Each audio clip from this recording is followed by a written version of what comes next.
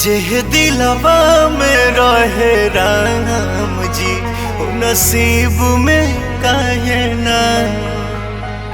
जेह दिलवा में रहे राम जी नसीब में काहे ना।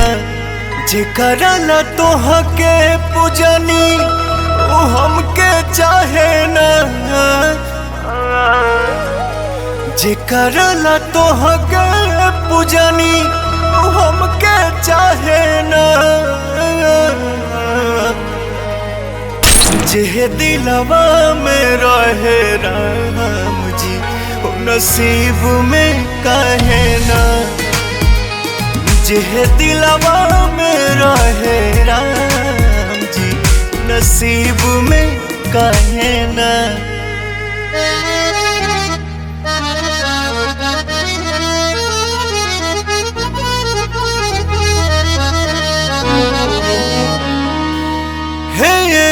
भगवान खाली सोचे तुम बनैता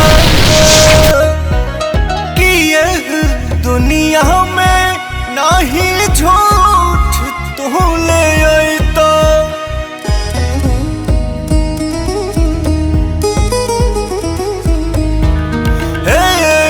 भगवान खाली सोचे तू बनैता दुनिया में नहीं झूठ तू ले अइता। उनके अलावा सुझे कोनो रहे ना।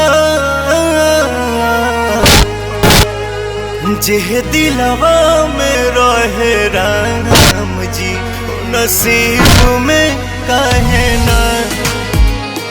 जेह दिलवा में रहे राम जी नसीब में काहे ना।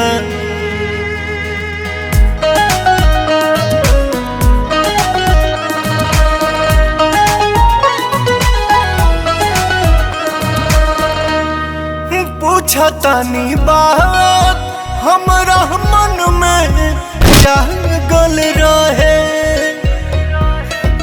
दूर भइली सीता रउआ कैसन लागल रहे।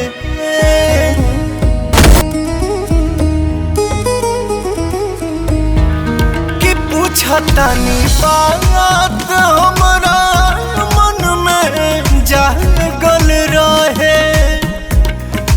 दूर भइली सीता रउआ कैसन लागल रहे।